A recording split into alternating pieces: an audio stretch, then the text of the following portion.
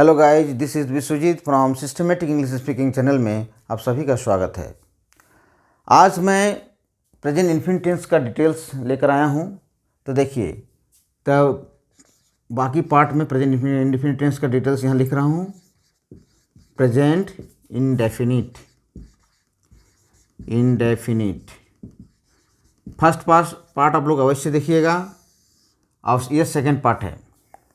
तो present infinite tense में ये कहाँ कहाँ यूज होता है ये मैं थोड़ा और बतला दे रहा हूँ। तो देखिए कहाँ कहाँ यूज होता है। व्हाट इट इज़ यूज्ड, तो इट इज़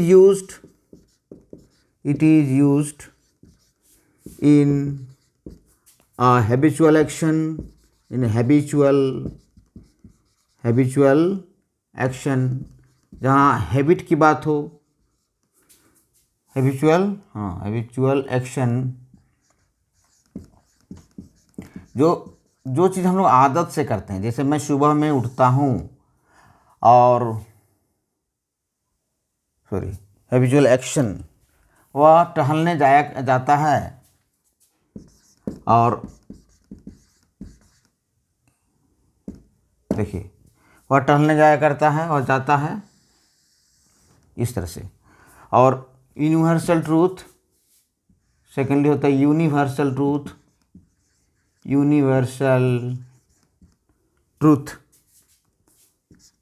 नोट कर लीजिएगा, यूनिवर्सल ट्रूथ। और थर्ड होता है कॉमन इवेंट्स,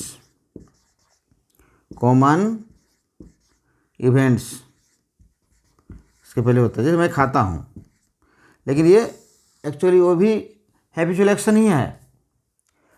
तो इस तरह के अगर चीज़ हो तो प्रेजेंट इन्फिनिट टेंस यूज होता है। इट से और भी पढ़ते पढ़ते समझ में आ जाएगा। तो हैबिचुअल एक्शन को मैं देखिए यहाँ पर दिखा रहा हूँ। हैबिचुअल एक्शन क्या है? वह प्रतिदिन टहलता है, वह प्रतिदिन टहलता है। सुबह में टहलता है लिख देते हैं तो और भी समझ में आएगा। सुबह में टहलता है।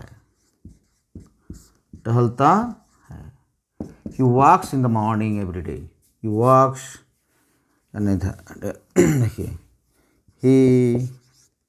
walks in the morning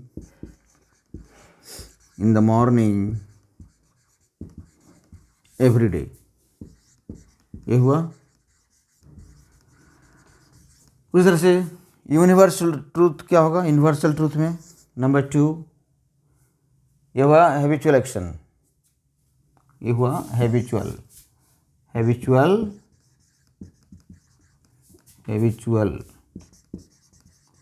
action. अब यूनिवर्सल ट्रूथ में क्या होगा देखिए। अच्छा, सूरज मतलब सूरज पूरब में उगती है, पूरब में उगता है, पूर्व में उगता है व उदित होता है, उगता है। द सन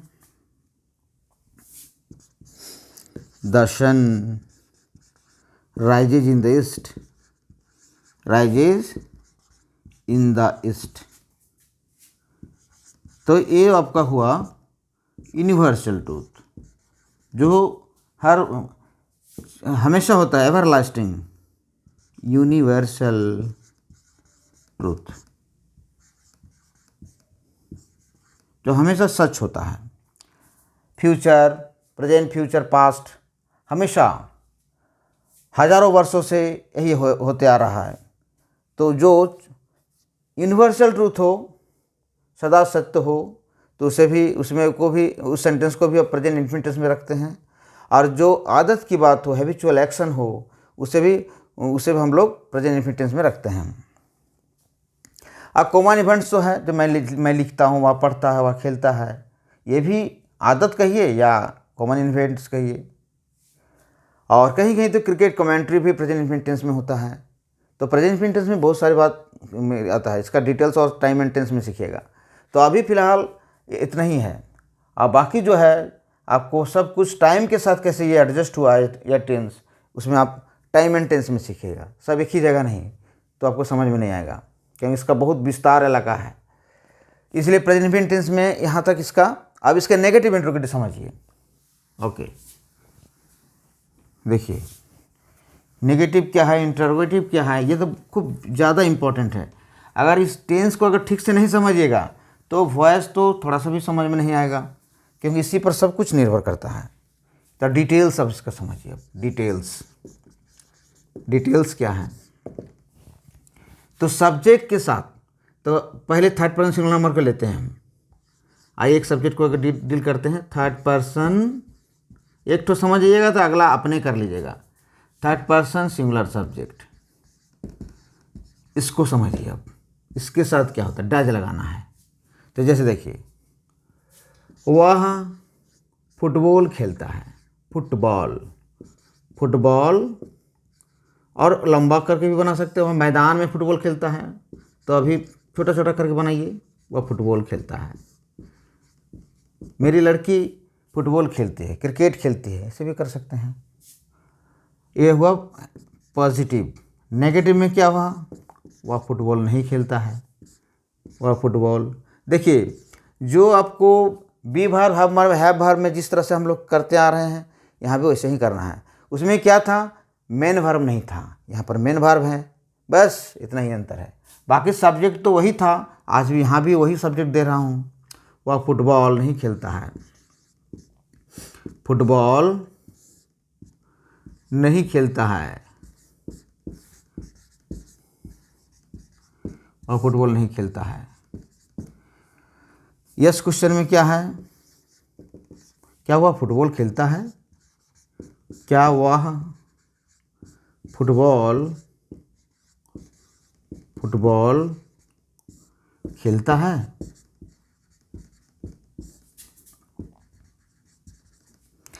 नो क्वेश्चन में क्या वह फुटबॉल नहीं खेलता है, क्या वह फुटबॉल नहीं खेलता है।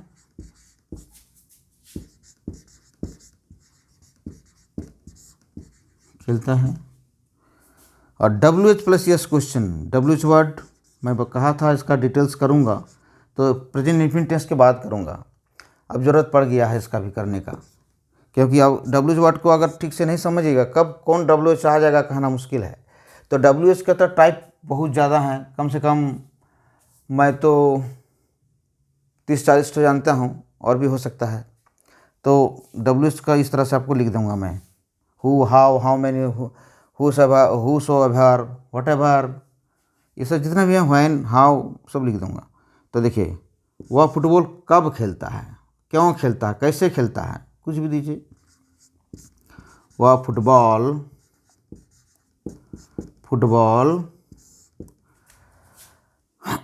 क्यों खेलता है, क्यों खेलता है, क्यों खेलता है। और WH प्लस नो क्वेश्चन में क्या देंगे, WH means WH word, WH means जिस वर्ड में WH हो और अंत में क्वेश्चन इंटरोगेशन साइन हो, उसे WH क्वेश्चन कहा जाता है। जैसे, वह फुटबॉल क्यों नहीं खेलता है, क्यों नहीं खेलता है। अब ट्रांसलेशन देख लीजिए, वह फुटबॉल खेलता, ठीक उसी तरह से पहले यहाँ पर लीजिए, वह खेलता है फुटबॉल, वह खेलता है फुटबॉल, सब सिस्टम सेम। ट्रांसलेशन का सिस्टम सिर्फ वही सब्जेक्ट वर्ब पर टिकी हुई है।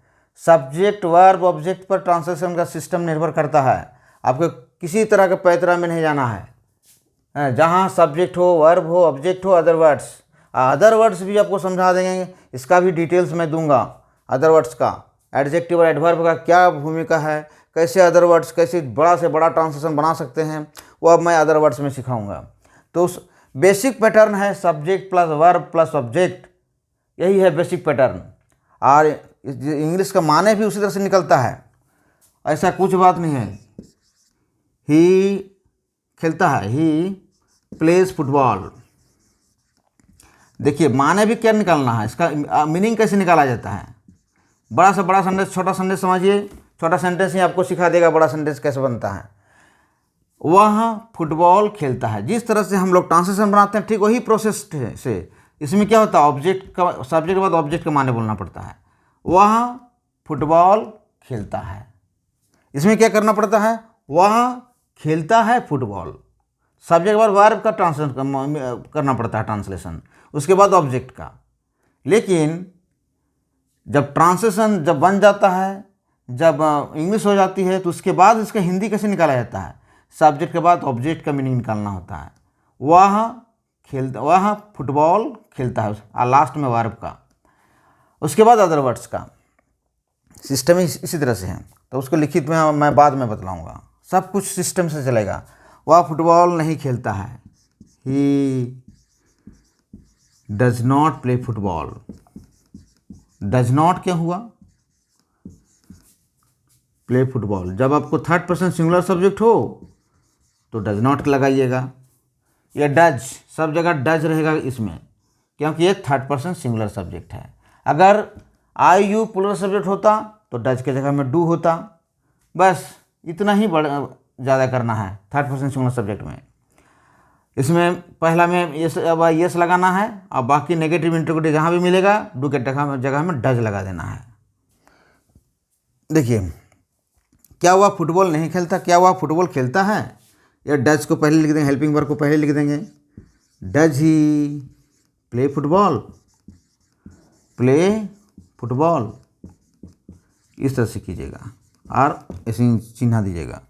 क्या हुआ फुटबॉल नहीं खेलता है, does he not play football, not play football, football. उसके बाद वह फुटबॉल क्यों खेलता है, तो डब्ल्यू छोड़ देना है। Why does he play football, why does he play football. अब रहा लास्ट में, देखिए वह फुटबॉल क्यों नहीं खेलता है, तो why does he not play football, not play football. इस पद्धति में पढ़ाकर मैंने देखा हूँ क्लास 2 और 3 के बच्चे भी टेंस आसानी से सीख जा रहा है। 2 से मैं पढ़ाता हूँ 2 से 12 तक, तो क्लास 2 जो है 2 के स्टूडेंट समझ में टू के स्टूडेंट को समझ में आ जाता है, क्योंकि सिस्टेमेटिक इंग्लिश है। और सिस्टेमेटिक से अगर सिखाइएगा किसी भी मनुष्य को, किसी भी स्टूडेंट को, तो आसानी से वह समझ जाता है। अगर हम डायरेक्ट नरेशन में सिखा दूंगा, आपको डायरेक्ट नरेशन में उतार दूं, तो आपको समझ में नहीं आएगा, और ऐसा करना भी नहीं चाहिए किसी भी टीचर को। अगर सिखाना है, सीखना है, तो सिस्टेमेटिक वे से सीखिए। अगर सीखे हुए हैं तो कोई बात नहीं, और अगर शुरू से सीखना है तो सिस्टेमेटिक वे। मैं भी आपको वही रिकमेंड करूँगा, जो मेरे वीडियो अगर जो पहले ही टेंस मत देखिए, शुरू से देखिए। अगर सीखना है तो शुरू से देखिएगा, तभी सब कुछ आपका क्लियर होगा। और अगर बीच बीच में देखिएगा तो समझ में नहीं आएगा। वर्ड बीच बीच में देखने से होता है, सिर्फ वर्ड याद होगा। लेकिन अगर इंग्लिश सीखना है तो शुरू से, दिस इज़ द सिस्टम। जैसे मैं सीखा हूँ, क्योंकि मैं पहले जब सीखा था तो बीच बीच में सीखता था, बहुत सारे टीचर बदलना पड़ा मुझे। और उसके बाद जब मैं एक टीचर थे जो सिस्टमेटिक वे से सिखाए मुझे, तब मैं समझ में आया, तब मुझे सब कुछ समझ में आ गया। तो सिस्टमेटिक वे, इसलिए मैं सिस्टमेटिक वे पर ही विश्वास करता हूँ। और देखिए, इसका एक स्क्रीनशॉट ले लीजिएगा।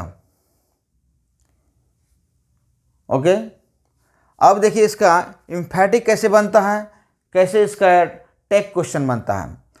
तो एम्फैटिक भी समझिए।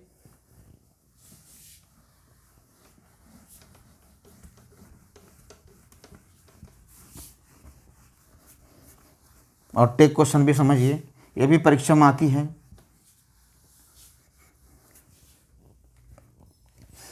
तो emphatic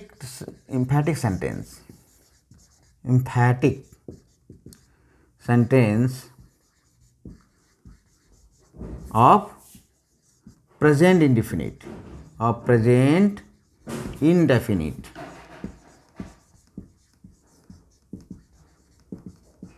देखिए ये प्रेजेंट इंडेफिनिट का क्या है, एम्फैटिक सेंटेंस है।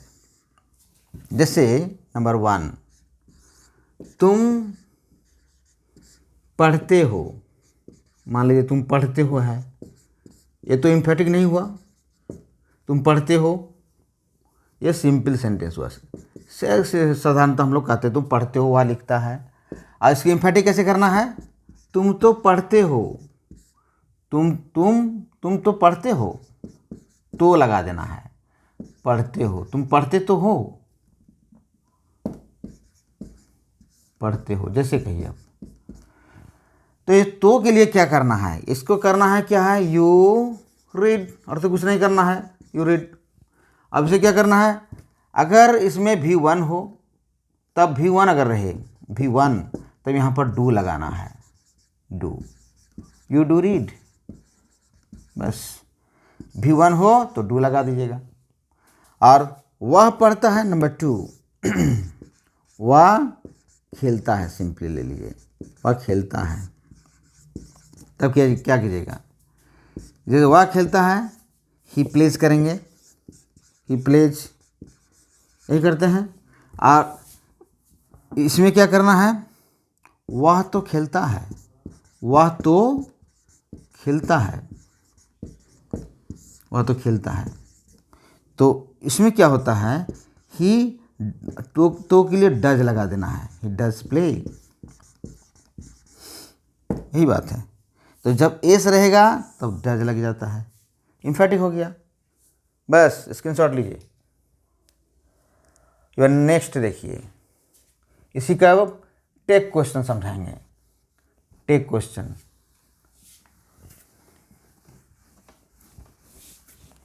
कैसे प्रेजेंट इंडेफिनिट टेंस का टेक क्वेश्चन होता है। टेक क्वेश्चन, टैग क्वेश्चन, ये भी कंपटीशन एग्जाम में आता है, ग्रामर में आती है।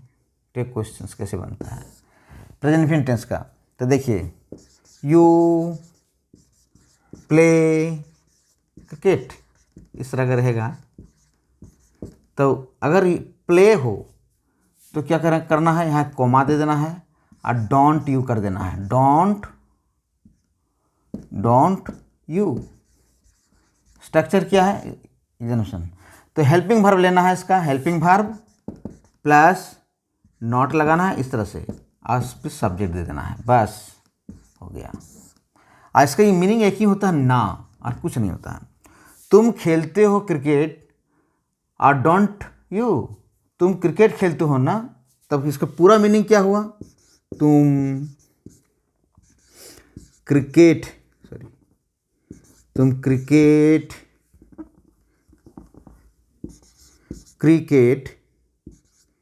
खेलते हो ना, सिर्फ ना होता है और कुछ नहीं होता है। अगर यहाँ प्लेज हो तो डजंट यू होगा, डजंट ही होगा, डजंट राम होगा, डजंट राम नहीं होता है। अगर इस तरह देखिए, कंफर्म हो जाइए, राम प्लेज क्रिकेट, अगर इस तरह से हो, राम प्लेज क्रिकेट, तब क्या कीजिएगा,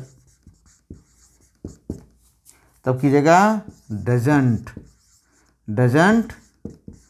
अब ये राम जो हुआ, इसके लिए तो हम लगा दिए डज, समझ में आ गया। और राम के लिए आपको राम लगाना नहीं है, राम के लिए लगाना होता है ही, डजंट ही, इस तरह से करना है। अब देखिए, टेक क्वेश्चन हुआ, अगर इस तरह से हो, इतना ना हो गया, वह राम क्रिकेट खेलता है ना, इसका मीनिंग क्या होगा, राम क्रिकेट खेलता है ना,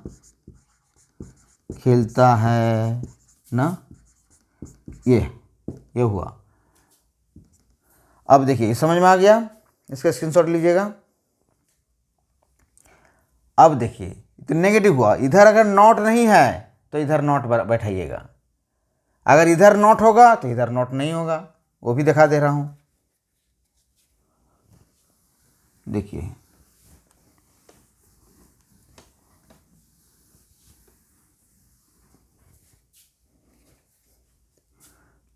तुम, नंबर 3 एग्जाम्पल देखिए, तुम नहीं पढ़ते हो, तुम नहीं लिखते हो, कुछ भी दिए, तुम नहीं लिखते हो, यही ना, तुम नहीं लिखते हो, यही तो, यही तो, तुम नहीं लिखते हो, यही तो ना, फिर नहीं होगा, यही तो, यही ना। तो इस तरह से अगर हो तब, यहाँ पर नहीं अगर हो तब क्या कीजिएगा, you don't write, you don't write, तो क्या कीजिएगा, डू यू, डू यू, बस इस तरह से करना है। तुम नहीं लिखते हो, यही तो, ये नॉट हट जाएगा, आप सिर्फ डू यहाँ पर लाइए और यू को यहाँ पर लाइए बस। और अगर थर्ड पर्सन सिंगुलर नंबर हो तो डू की जगह में डज हो जाएगा। नंबर 4 देखिए, वो भी सुमन, सुमन नहीं पढ़ता है, नहीं पढ़ता है, तब क्या हो जाएगा, यही तो, यही ना, यही तो, इस तरह रहे, यही ना, अगर ऐसी रहे, कुछ भी हो सकता है, ये भी हो सकता है, ये भी हो सकता है। तो तब क्या कीजिएगा, तब करना है, पहले इधर तो सिंपली होगा, हम कुछ भी नहीं करना है। सुमन थर्ड पर्सन नंबर है, Suman does not read, doesn't, does not भी कर सकते हैं, डज नॉट रीड। और टेक कैसे करना है, आप टेक क्वेश्चन कैसे करना है, तो देखिए, ये जब डज हुआ, इसको लेना है इधर से, डज कोमा दीजिए, डज, डज। अब सुमन है, इधर नॉट होगा तो मैंने कहा था इधर नॉट होगा तो उधर नॉट मत दीजिएगा, अगर नॉट नहीं है तो इधर नॉट दीजिएगा, यही टेक क्वेश्चन का सिस्टम है। अब सुमन है सब्जेक्ट, तो प्रोनाउन में लाना है इसको, नाउन छोड़ देना है, डज ही, बस यही हुआ आपका टेक क्वेश्चन कंप्लीट। तो इसी तरह से आप टेक क्वेश्चन बनाते जाइए, आप एक भी take question present indefinite tense का मिस नहीं कीजिएगा। और उसके बाद अगले टेंस का टेक क्वेश्चन में क्या अंतर पड़ता है, सिर्फ अब हेल्पिंग वर्ब चेंज करना है आपको। अगर जैसे रहा मैं खेल रहा हूँ, यही तो, मैं खेल रहा हूँ, यही ना, तो आई एम प्लेइंग, आरंट आई, बस इस तरह से सिर्फ वर्ब को ले लेना है। आई हो जाता है, आर हो जाता है, एम हो जाता है आर में परिवर्तन हो जाता है, सिर्फ आई ही एक ठो एक्सेप्शन है। उस तरह से वह खेल चुका है, यही ना, he has played, he has played, hasn't he. इस तरह से अगर नाम रहे, नाम को प्रोनाउन में बदल दीजिएगा, नाम को प्रोनाउन में बदलना है आपको, यही याद रखना है, जे नाम को प्रोनाउन में बदल देना है। नाम कभी भी नाम में नहीं होगा, डज राम, डज सुमन नहीं होगा। Okay my dear guys, I think you have understood this well, and if any problems comes on your way of understanding, try to confirm it, try to send your problems in the comment section, I will reply, and try to regularly speak। देखिए, एक दिन में अगर कहीं भी कोई कहता है कि एक दिन में इंग्लिश सिखा दूंगा, आइए आज से ही इंग्लिश बोलना सीखिए, ऐसा नहीं होता। अरे इंग्लिश बोलना उतना आसान चीज़ भी नहीं है, उतना सहज, उतना जटिल भी नहीं है। अगर आप सिस्टम से सीखिएगा, वो आपको उस तरह से प्रलोभन में नहीं चलना है। अगर सीखना है तो सिस्टम से सीखिए, कहीं से भी सीखिए, ये मैं नहीं कहता हूँ कि मेरे चैनल से ही सीखिए, कहीं से भी सीखिए, लेकिन सिस्टम से सीखिए।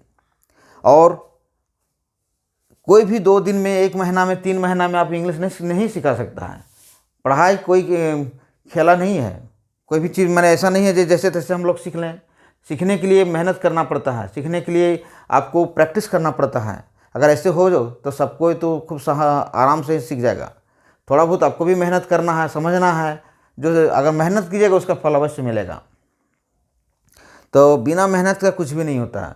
तो जैसा जितना मेहनत आप कीजिएगा उतना ही मिलेगा, उससे ज़्यादा किसी को भी नहीं मिलता है। और जो जितना पढ़ेगा उतना सीखेगा। यही कहकर मैं आज का लेक्चर यहाँ पर समाप्त करना चाहता हूँ। और आप मेरे वीडियो लेक्चर देखते रहिए और जिन जिन भाइयों को और जिन बहनों को और सब्सक्राइब चैनल नहीं हुआ है वो प्लीज़ सब्सक्राइब कर दें और press the icon bell also, icon bell को भी प्रेस कर दीजिएगा। और धन्यवाद। फिर see you again next day. Thank you.